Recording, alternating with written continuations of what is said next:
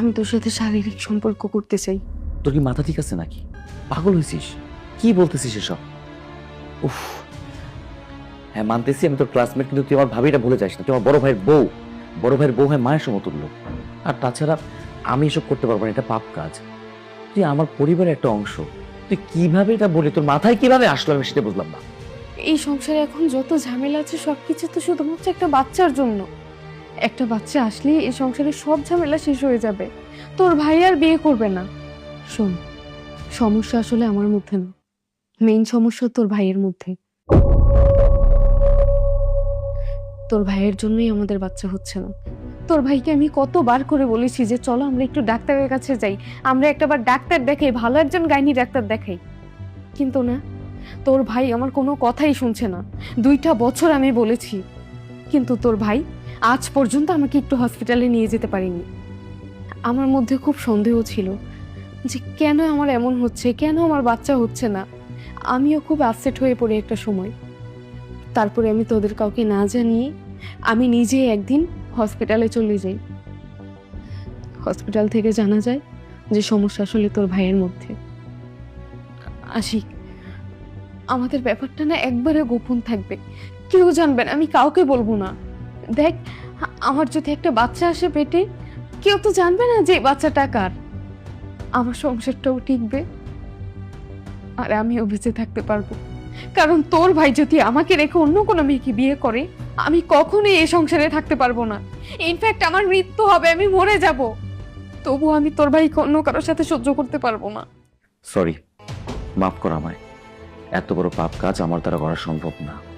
Please তুই এই কথার মুখে আনবি না। আশিক, আশিক, আমি তোর 2টা পায়ে ধরতেছি। আশিক, আমার জীবনটা ভিক্ষা দে আশিক, এছাড়া আমার কাছে আর কোনো উপায় নেই। আশিক, আমার বউ এটা কিভাবে জানলো? না, এটা মনে হয় ভাবি বলে দিয়েছে। যে করে হোক এটা আমার জানতে হবে।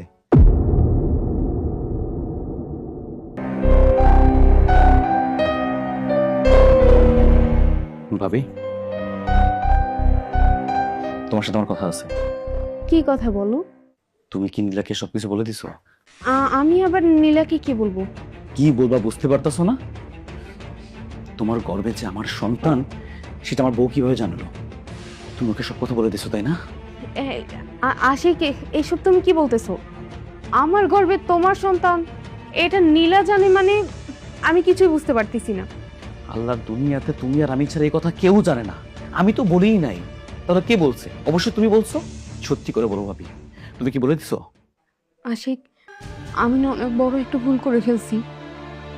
আসলে নীলার সাথে আমার সম্পর্ক এতটাই গভীর হয়ে গেছে, ওর সাথে আমার সম্পর্কটা এত ভালো হয়ে গেছে যে আমি এক পর্যায়ে ওকে বিশ্বাস করে কথাটা বলে দিছি।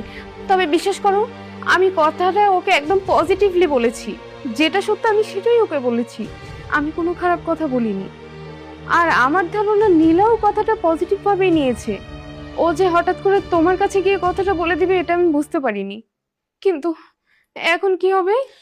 যা হবার তা তো হয়েই গেছে। নীলা, কি কি হবে? কি বলতেছো তুমি? কি বলছি মানে বুঝতে পারতেছেন না? মা, বাবা, আপনারা নিজ কানে তো শুনলেন যে আমার স্বামীর সন্তান বড় ভাবির গর্ভে। বাহ, আমি যদি এই কথাটা আপনাদেরকে বলতাম, আপনারা আমাকে কি বলতেন? যে আমি এই সংসারটা নষ্ট করার জন্য একটা মিথ্যে বাহানা খুঁজতেছি। কিন্তু দেখেন, আজকে আমি প্রমাণ করে দিলাম, আপনারা নিজ কানে শুনছেন। এখন বলেন, আপনার এই ছেলের সাথে কি আমার সংসার করা যায়? আমার জীবনটা তো একদম নষ্ট করে দিছেন। আমি কত আশা নিয়ে এই সংসারে আসছি। বাবা, মা, ভাবি, আমার স্বামী, বড় ভাই, আমি সবাইকে নিজের আপন ভাবছি। এই সংসারটাকে কতটা না ভালোবাসতাম।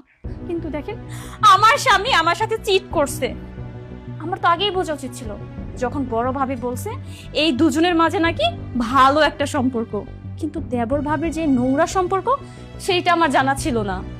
আমি এই বাড়িতে আর একটা মুহূর্তও থাকবো না। আমি আমার বাবাকে কল করে দিছি, আমি এই বাড়ি থেকে চলে যাচ্ছি। আর আশিক, তুমিও শোনো, আমি যাওয়ার পরপরই ডিভোর্স লেটার পাঠিয়ে দিব। আশা করি তুমিও সাইন করে দিবা।